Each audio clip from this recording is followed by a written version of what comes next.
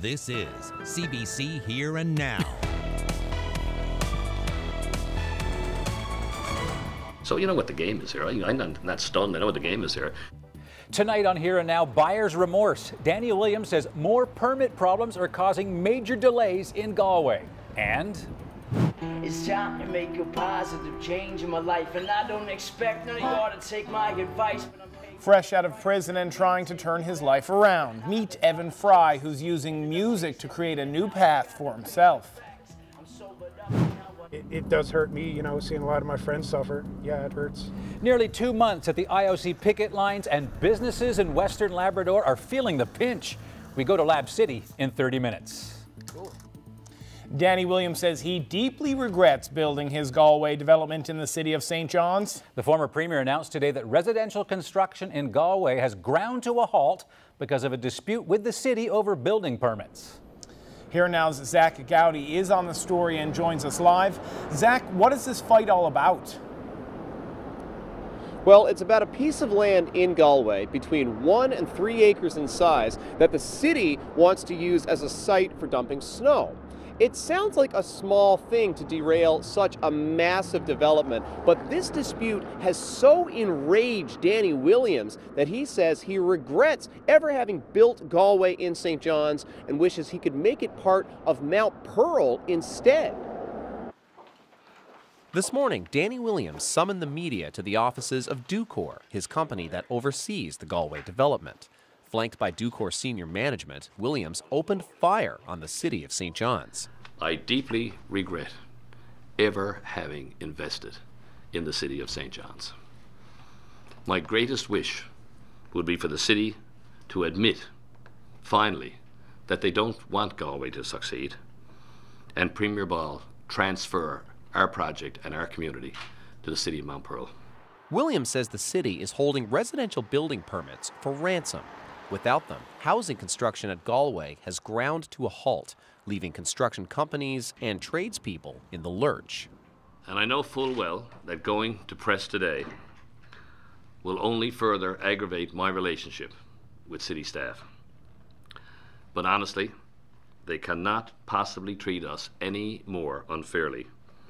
So we collectively have absolutely nothing to lose at this point. At issue is a piece of land in Galway that the city wants to use as a site for dumping excess snow.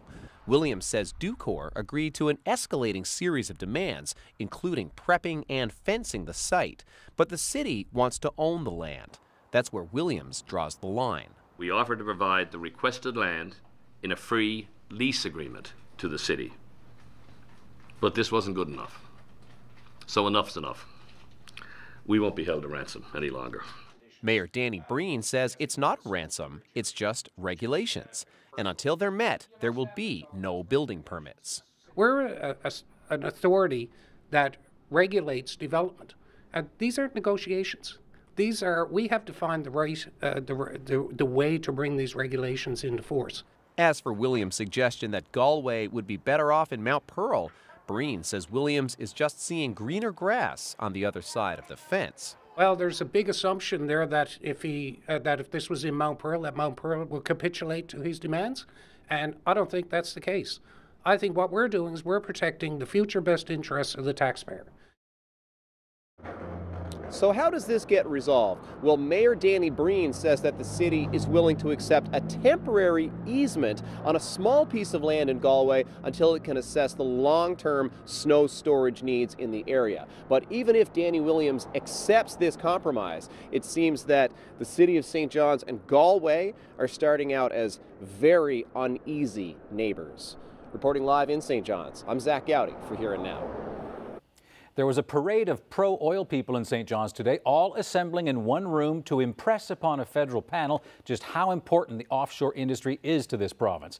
It was all in response to a plan by Ottawa to protect more of Canada's marine and coastal areas. Terry Roberts reports.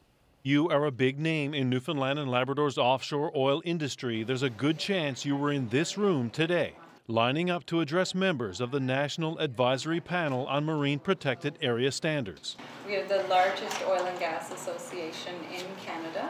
The panel is holding meetings across Canada, listening, preparing recommendations on marine protected areas and what activities will be permitted. No one voiced any opposition to the idea of protecting 10% of Canada's marine and coastal areas, but they had plenty of advice to offer. They need to look at offshore jurisdictions like Norway and the UK for examples of how they protect marine protected areas and the standards they put in place to allow oil and gas activity to occur either near the MPAs or kind of maybe sometimes within the MPAs. The provincial government showed up in full force. The Premier, 2 senior ministers, Dwight Ball schooling the panel on how ocean industry is the economic lifeblood of the province, sending a message that if change is coming, the province wants a strong voice at the table. So it's important for us to make sure that the message becomes loud and the message is very clear that what we're looking for is certainty around what the future looks like for ocean developments off our province. More than 20% of Canada's marine protected areas are in Newfoundland and Labrador waters. Increasing that number will likely meet resistance. So we've done our fair share. But everyone agrees there can be a balance between economic development and ocean protection. The entire area of Newfoundland's offshore occupied by oil and gas is right now less than 0.2 of 1%. I think there's plenty of room to have 10% of our area protected for marine purposes, protection of our ecosystems, and yet have a flourishing oil and gas industry. Terry Roberts, CBC News, St. John's. It's been 18 months since roads were washed away and excavators have finally arrived in Morrisville. It's just a constant reminder of that night and the fact that it looked like a war zone the morning after. It's been frustrating because nothing we could do. We'd done what we could do, our part of it.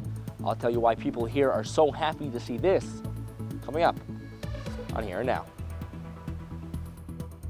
Well, it was a beautiful day to get outside and enjoy the surroundings. Yeah, certainly Zach Gowdy seemed to enjoy the weather. There is one downside, however, to a day like this, and that's because you can see everything so clearly. For instance, you get to see all the trash that people throw away, and I'm not just talking about chip bags and plastic bottles. What a state. Yesterday we showed you the garbage being thrown away in Botwood, and that got a response from one of our St. John's viewers. Cindy Wall told us to head up to Kenmount Road Terrace to find some ugly sights, and we sure did. And you're looking at what we found. And this was garbage from just 3 locations in and around Lady Smith Drive. Oh, shocking. That is so tough to look at. Yeah. Don't see that in the tourism ads. No, you certainly do not. Especially because it's free to drop it at the dump. And we have a pretty good dump system here in St. John's. Yeah, we do. It's hard to fathom. Anyway. What about the weather? Is that easy to fathom? Yes, and another nice day tomorrow for getting out and perhaps picking up a little bit of trash around your local community. Have a look at some of the weather on the way headlines, and you can see where we are talking about more sunshine for Wednesday. Some showers rolling in Thursday night into Friday, and certainly will increase the cloud cover through the day on Thursday. I'm watching a weekend weather maker that may have a little bit of the white stuff in the mix for Newfoundland. For Sunday. We'll talk about that coming up in your long-range forecast as well. Bit of a cold front rolling through the province right now. We've got some cloud cover and a few showers rolling onto the northern peninsula and darting down towards the Grossmorn area up towards Cowhead right now, Daniels Harbour, and that will push southeastward across the island tonight, although it's losing steam. So while there's some shower chances in Corner Brook into central, by tomorrow morning this thing is pretty much gone, and we're not looking at much in the way of shower activity at all tomorrow. In fact, again, talking about more of that sunshine. We'll break down your forecast in detail for the next 48 in just a few minutes. Thanks, Ryan. We're learning of one business owner who's not happy with yesterday's approved list of pot sellers in this province. Yesterday, the Newfoundland Liquor Corporation released its list of 24 approved marijuana retailers. Here and Now's Megan McCabe is looking into legal weed. She joins us live from the newsroom. Megan, what are people saying about this province's pot plans? To be blunt, they're saying there's just not enough detail, considering the federal government says that recreational marijuana will be legal by this summer, and the province says that it'll be ready. We know of at least one local independent business already selling pot that was denied the chance to be a licensed retailer under the province's legal weed plan. Water Street Cannabis Care in downtown St. John's says it's working on appealing its rejection. And the licensor, the NLC, says any applicant unhappy with the results can contact their staff. As we learned yesterday, the big pot dealer in this province is a national corporation, Dominion, with 10 approved applications. So what do people think about that? It's a strange day and age. I don't know. Again, I support the local little guy. I love that, you know. If I can buy a bunch of weed with a bunch of oranges or something, that's cool. I would love to see small business have the opportunity to make some money and you know, to have more new money in the province, because that new money is being recycled directly back, benefits everybody. I don't think it's that bad at all. Right? You can buy it really anywhere, and eventually it will go to convenience stores and stuff, because it'll become a natural thing like cigarettes. I never ever thought I'd see it in my lifetime, but pretty happy about it.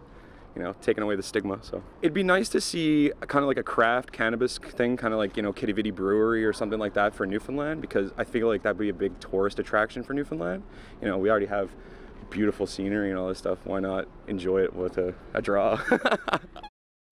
Weed tourism as an attraction, well, that's an interesting point. But we still don't know what the province's pricing plan is going to look like. Megan, you have any ideas about what they're going to get at? Not yet. Other provinces have locked that down. For example, Ontario said months ago it would be selling for $10 a gram, and that's what people pay in St. John's for illegal weed at the moment, a few dollars more for a gram at the dispensary. Another thing the province hasn't worked out yet is what to do about home growing. Ottawa's proposed legislation is for people to be able to legally grow up to 4 plants at home, but provinces or municipalities can restrict that, and this province hasn't yet decided what it will allow. Even if legalization is moved back from that July 1st target, you can tell that there's still a lot of work to do and a lot of questions from consumers. Reporting live for Here and Now, I'm Megan McCabe in St. John's. Well, someone broke into the Paradise Double Ice complex last night. Police got a call at around 4 a.m. saying the main doors were smashed and an ATM was stolen. The RNC later received a tip that an ATV was seen fleeing the area, heading towards Topsail. Police are asking anyone with surveillance cameras in the area to review their footage. A mock memorial service was held in downtown St. John's this afternoon. This after several protesters were arrested on the Hill yesterday in Ottawa. Organizers say the memorial was to give condolences to the land, water, and culture that will be lost as a result of the hydroelectric project. One attendee says today's demonstration was also about reconciliation between settlers and the Indigenous community. I also think people on the island of Newfoundland need to pay attention because it will have devastating impacts on our life and livelihood here. It will increase the prices of electricity, making us choose between heating and eating, making us make choices between buying pharmaceutical drugs for ourselves or our children and heating our homes. But also will force some of us to leave, and that's a loss of the culture of this island as well as the culture of Labrador. Horrible, one-sided, and rotten. Some of the words U.S. President used to describe the Iran nuclear deal today. Donald Trump's feelings towards the deal had already been widely known, but now he's backing up those words with action. I am announcing today that the United States will withdraw from the Iran nuclear deal. In a few moments, I will sign a presidential memorandum to begin reinstating U.S. nuclear sanctions on the Iranian regime. And with that, Donald Trump kept his campaign promise to walk away from the deal, going against the advice of France, Germany, and the United Kingdom. But there's at least one other country applauding the announcement today. Israel's Benjamin Netanyahu issued a televised statement shortly after Trump, thanking the U.S. president for the decision. Join CBC NL at the annual Trail Raiser in support of the East Coast Trail Association on Saturday, June the 2nd. Enjoy some of the beauty our coastal trails have to offer and be part of a great cause. Buses will be available for pickup and drop-off. For more information, visit eastcoasttrail.com. Excavators have finally arrived in Morrisville. It's been 18 months since the remnants of Hurricane Matthew bolstered flooding in that community, and the rebuilding is just getting underway. Here now's Garrett Barry reports. Every bit of this was covered in water, like it ripped off the patios and stuff, so it was like about 5 or 6 feet high, because I had 5 feet of water in my basement. There are some things Tracy Drew will never forget. Mud that filled her basement, the noise that the water made as it came tearing through her yard. It really sounded like, the sound was the same as if you were standing by huge falls. It was just unbelievable, the sound. Piled up wood, cars, siding. Those memories, too hard to shake. And it doesn't help that the town bridge still hasn't been replaced. Cars are still driving on a dirt crossing all these months later. Here we are in 2018, just starting. And like, we had a beautiful little community, but that's all we had was everything was all grass and beautiful air, and we got wiped out overnight, and we've been waiting for 2 years to get everything back to normal. He lives right across from the work site and says it took too long for the provincial government to tender this work and for these crews to arrive. For Kendall, back to normal means this needs to be finished.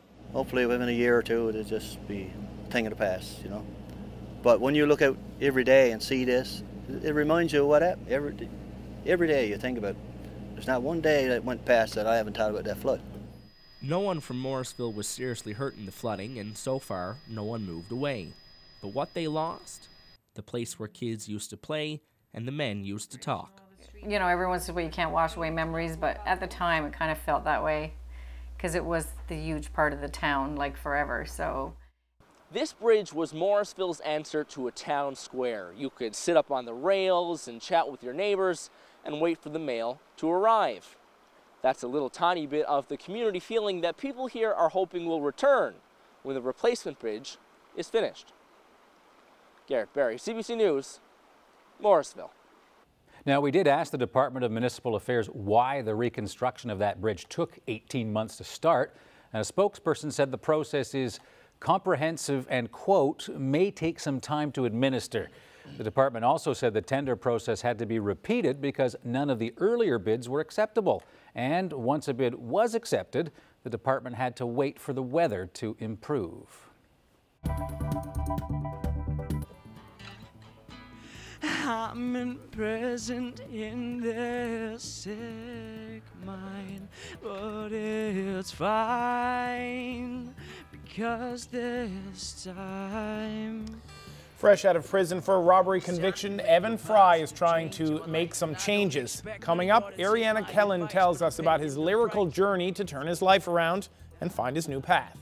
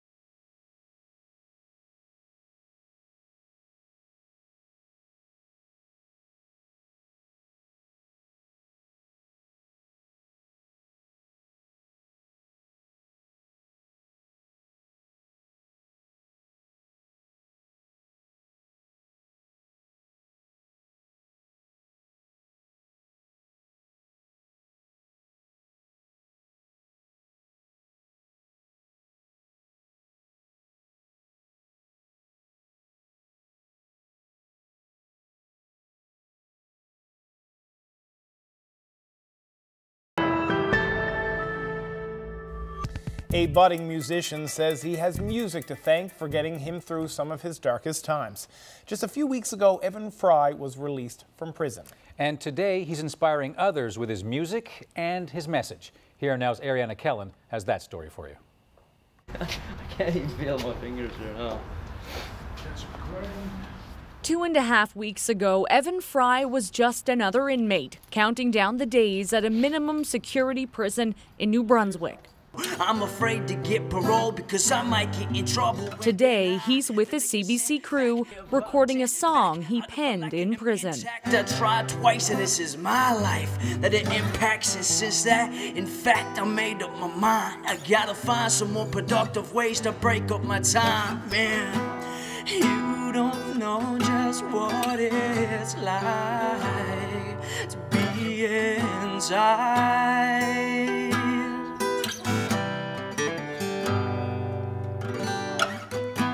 And I'm imprisoned in this sick mind, but it's fine because this time. Basically, it's about my struggle over the last, 5-6 years.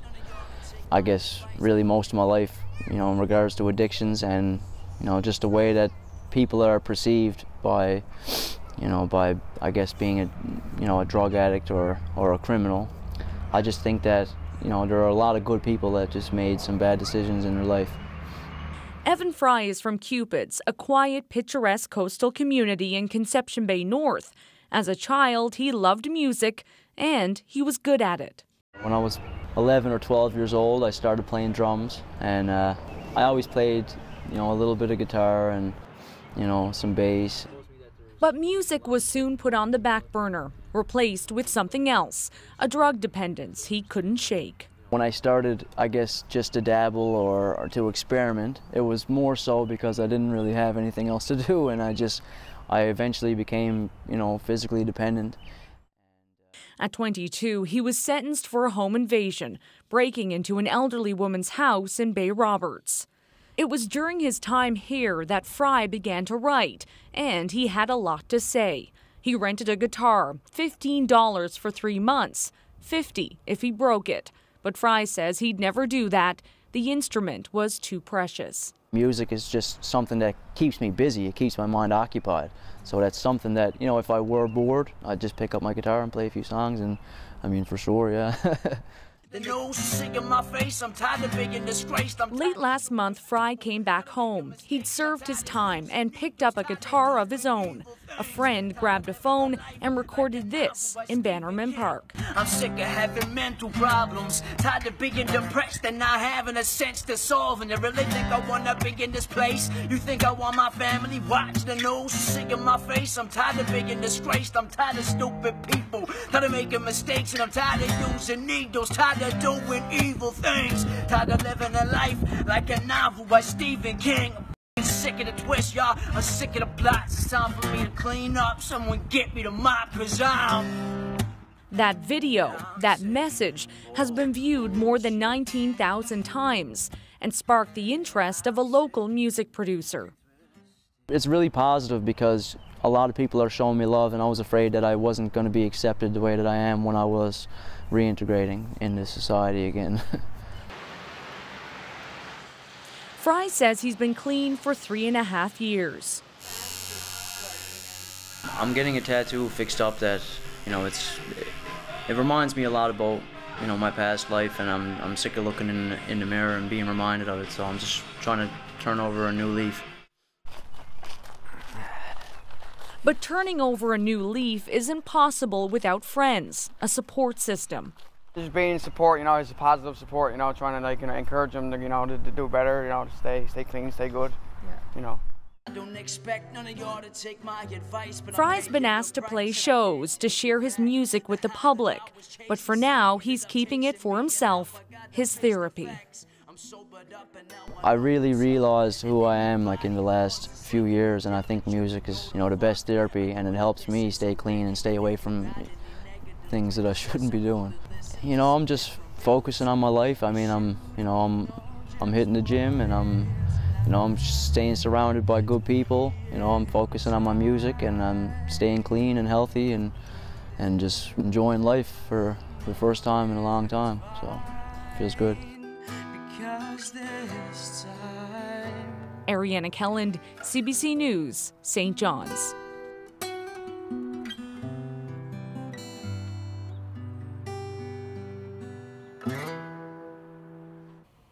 So music is therapy and also as a way to show and demonstrate talent. Very strong story. Certainly is. And Ariana Kelland joins us here live in the studio to give us something we normally don't get to see here on Here and Now.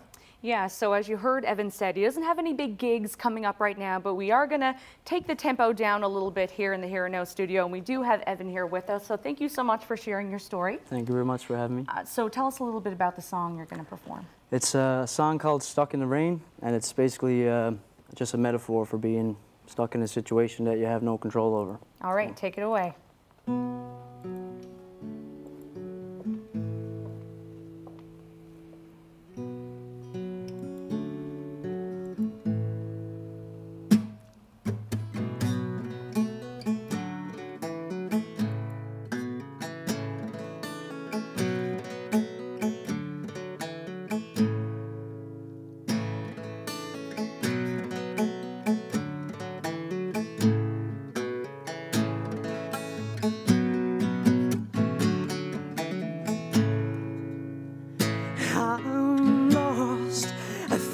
Miles from home, I'm alone, I can't picture myself anywhere. I'm always searching for remnants of hope. I pick my common sense over fear. I can't see, I can't breathe, I can't feel anymore. I haven't been acting the same. I don't know, I can't predict what life has in store. For now I'm just stuck in the rain. I'm just stuck in the rain.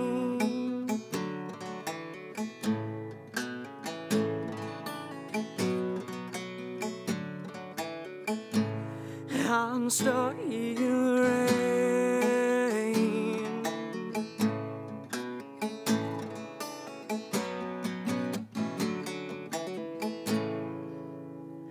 I'm confused, I focus on nothing in particular. I just ponder in space, and I can't describe what's on my mind all the time. It's like my thoughts have been erased. 'Cause I can't see, I can't breathe, I can't feel anymore. I haven't been acting the same. I don't know, I can't predict what life has in store. For now I'm just stuck in the rain. And I'm just stuck in the rain.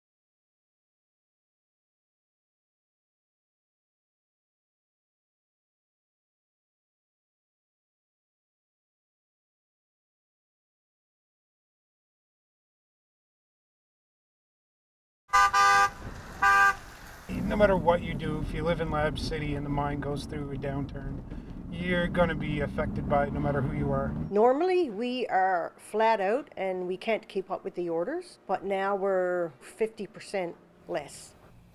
A strike in Labrador West is taking its toll. We'll hear how businesses are coping as the IOC strike drags on into its second month.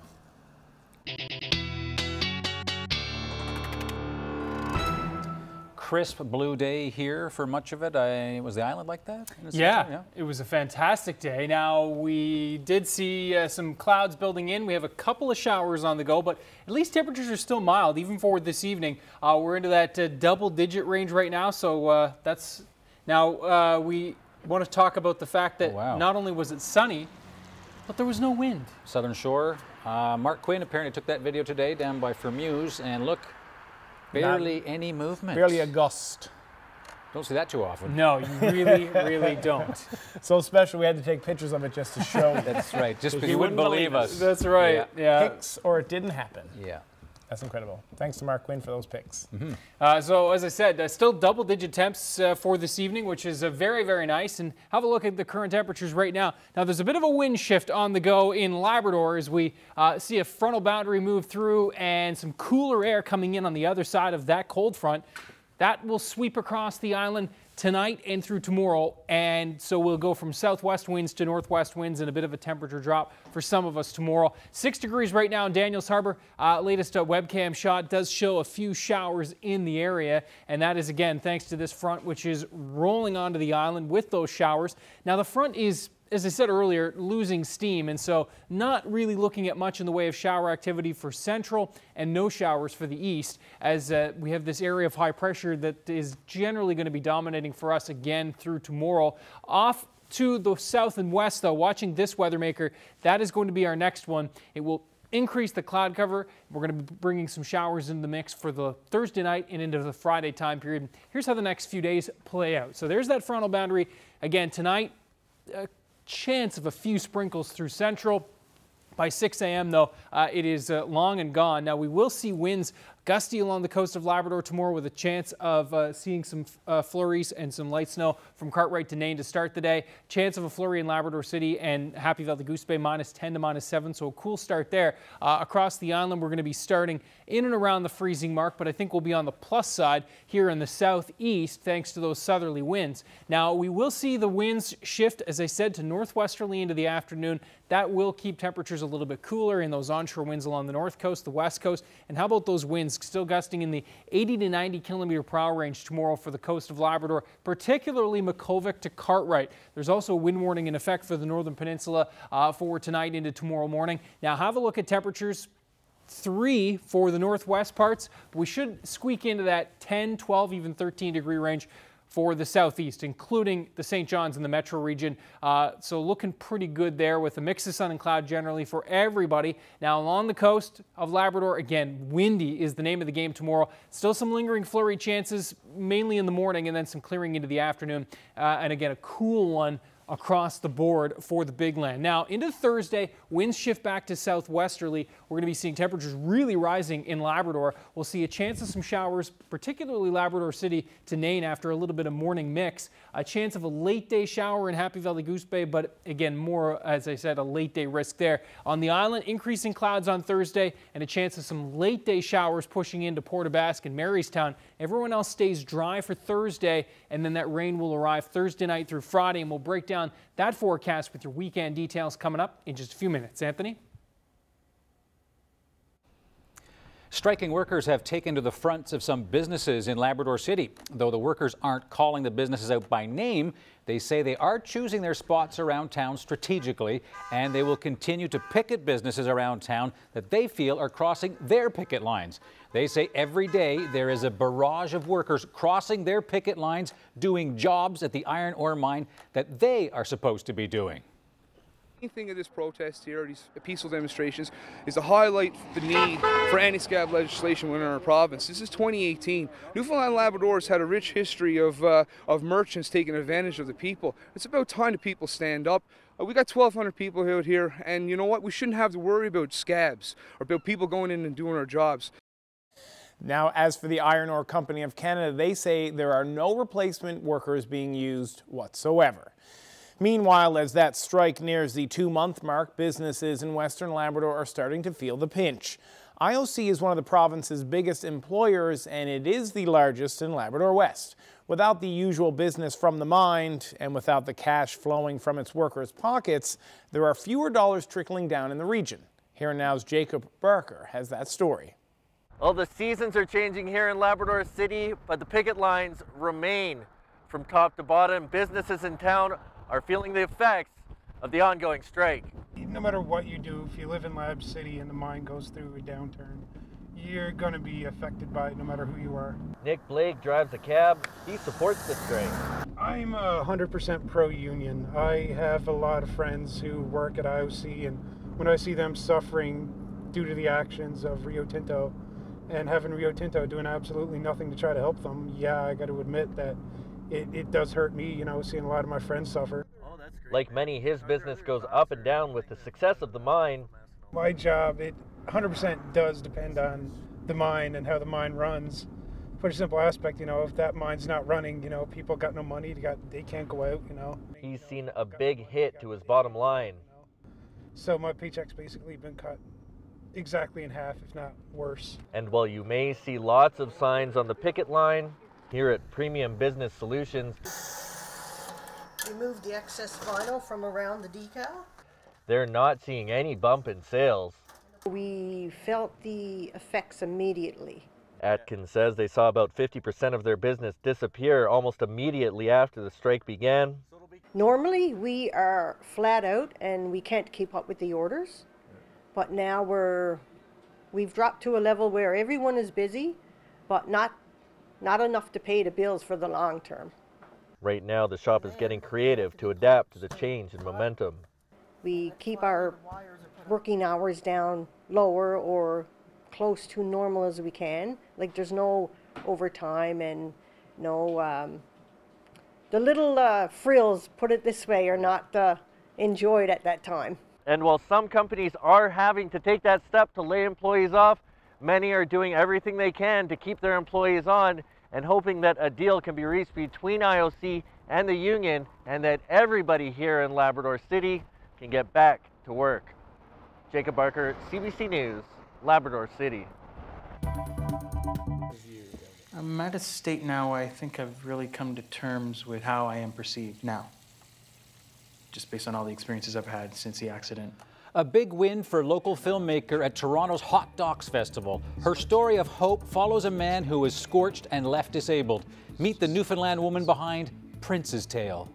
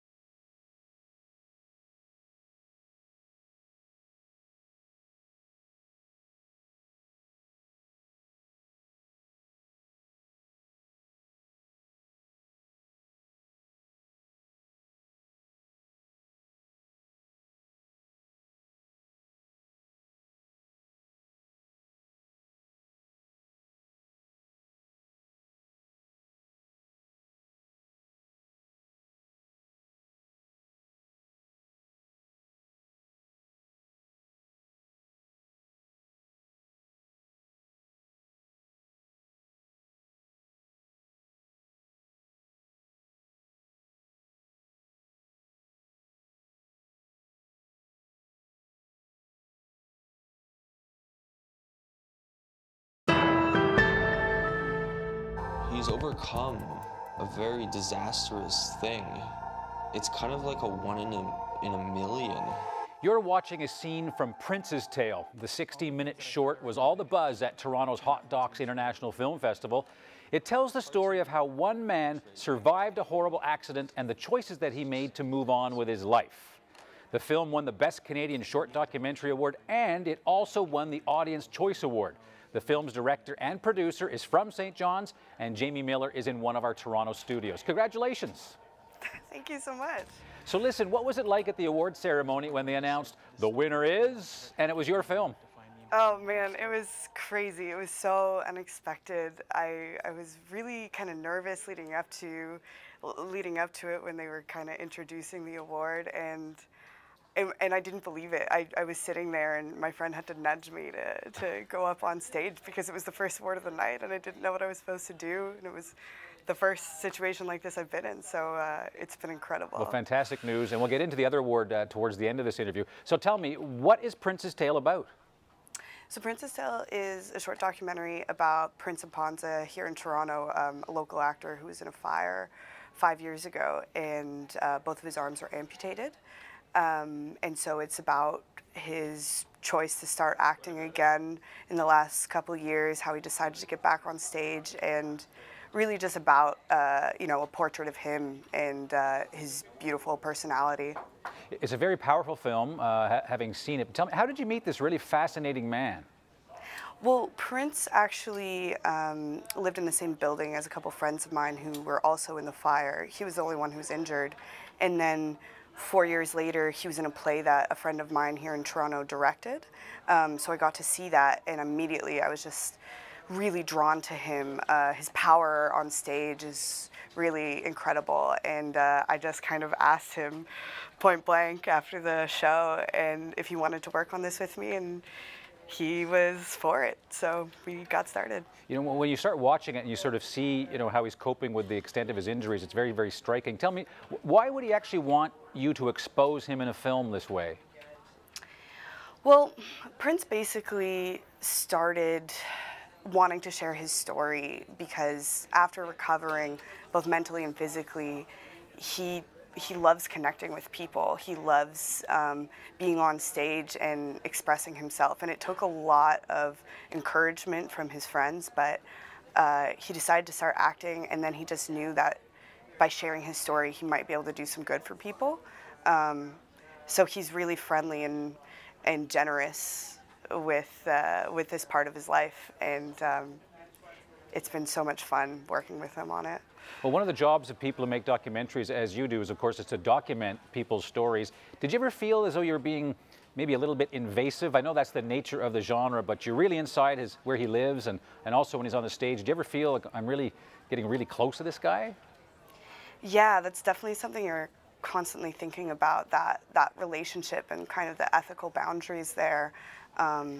Getting into his life and asking him to relive this trauma he's been through. I think from the beginning, I asked him what he wanted to share and how he wanted to share it. I really wanted to make sure it felt like his voice was really prominent. And we would talk through the process the whole time and really collaborate. And luckily, we were able to do some really creative work together where, you know, he's dancing and performing and really putting his own soul out on stage, and we're able to have fun with the camera and capture some of that. So it felt like a really collaborative process, and he's been really kind and happy with how it's worked so far. So what's it like to get this kind of recognition? It's mind-blowing. It's incredible. I had no idea going into this it would be like this. I was just excited to be in the community and get to see a bunch of great films, and this has been beyond everything, so we're really excited. Quite the week. But my last question, I'm almost afraid to ask it. So where can people see this remarkable film? Well, it's just the beginning. This was our world premiere, so we're just getting started on the festival circuit. Hopefully we'll have some more festivals coming up this summer and in the fall. I've applied to the St. John's Women's Festival, so we'll see. And hopefully something at home. If you're around other parts of Canada, there will be other festivals. And after that, you know, maybe something on TV or online, we'll be able to share it more. Okay, well, let's hope for the best, and congratulations again on your success. Great, thank you so much, Anthony. All right, bye now. Bye.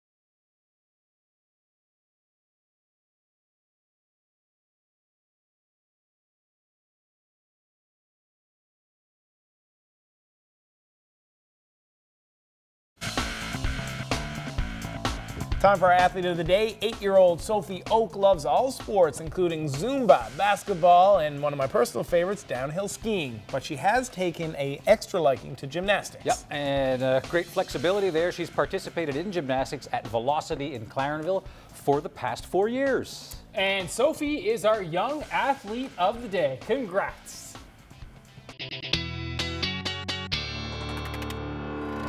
I know when I have my leg like that, I always have that same kind of smile. Yeah, basically. Yeah. I get my leg up this way. We actually have our own athlete of the day. That's right. Yes, the CBC athlete of the day.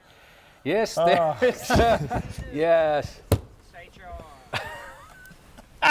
You interrupted his stand-up. Oh, yes. Oh, my, what Look an at that. idiot. Yeah. You don't tell you know when the camera's rolling? And Glenn, I had no idea they were going to play that. It's not enough for you to host the show. Yeah, that's it. Doesn't get on TV enough. That's right. I am so embarrassed. Your mother would be so proud. I wasn't, because I know Glenn's a professional. I know he's going to do a bunch of takes, and I didn't even stop to yell at him. I was like, ha ha ha, Glenn Payette, I'll get you, St. John's. And then anyways, yeah, my apologies, Glenn, and to the viewers at home. I don't think he minds. I don't think they mind. Well, thanks for putting that in the show. He just found out it happened. That's right. That's right. Hopefully that wasn't his best take. Now have a look at our highs, temperatures, current temperatures, in fact, across North America right now.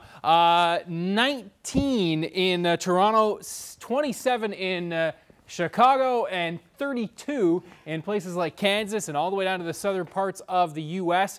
You can see where that cold front is rolling through our neck of the woods right now, and so we have a big temperature drop on the way. Have a look. -1 in Labrador City, 3 in Moosonee, 21 in Montreal, and that is the edge of that colder air mass that's going to be sinking down. Just so you know, Roger, my earpiece just died, so if you get that timer going for me, I'll make sure I won't go over on my time for this weather hit. Little back and forth of the control room. Got to make sure we're all on the same page here. Now watch as our future tracker rolls through the next 24 to 36 hours here, and you can see that front kind of stalls out as it rolls through, at least eases as it rolls through Newfoundland and Labrador, where those showers dissipate. We've got more sunshine on the go for Wednesday, and more sunshine on the go for Wednesday across the island. And even Labrador is looking at a pretty solid afternoon after those morning flurry chances do clear along the coast. Now into the afternoon and into the Thursday time period, we're going to start to see that high cloud cover roll in, and then especially on Thursday, the clouds really thicken up across the island. By Thursday afternoon into Thursday evening, that rain starts to march in from south to north, and we're going to be seeing it's mainly a Thursday night into Friday time period. Showers on the go. Some of those could be a little on the steady side, but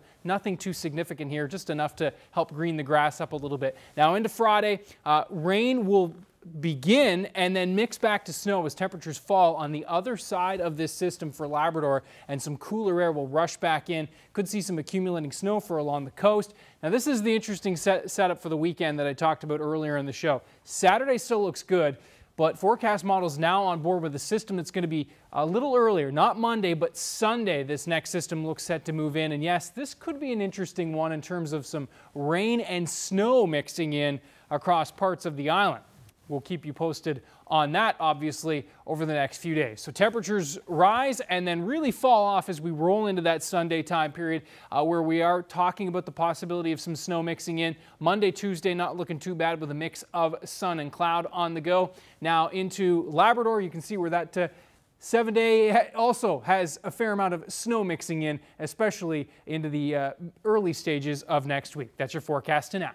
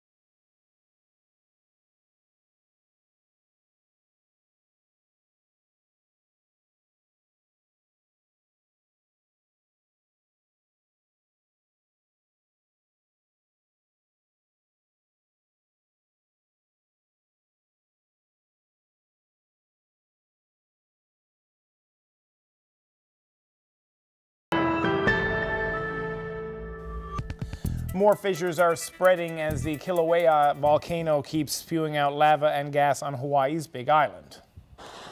No way, dude. Deadly volcanic gas has been belching through cracks on the ground.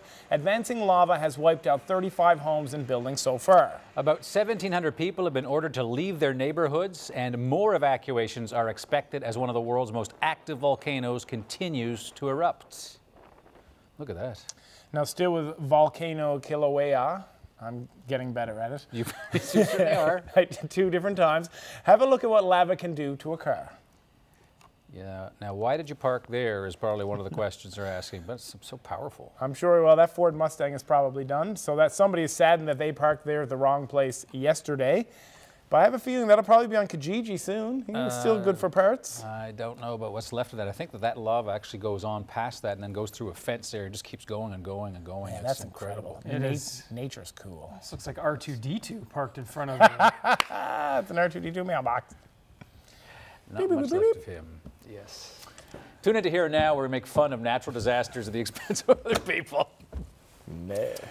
True. Hopefully there's insurance on that vehicle. Okay, weather picture of the day. Any guesses? We have a minute here, I believe. Oh, how about Jeremy? You know all the places. You've been This across is central Newfoundland, northeast, Central? actually northeast coast, edging into central. I had no idea. Okay. It's beautiful. You can see on the top of the map there, close to Gambo, but we're going to zoom into Terra Nova. And in and around the Terra Nova area, there is a lake called Lake St. John. And this was a beautiful picture that Gail Downing took. You can see on the timestamp there recently. Nice shot, Gail. Very nice. Unfortunately, because Snoddon was easy with the tablelands last night, he gave us this toughie tonight. That's right. Here's water. Where could it be, fellas? Thanks.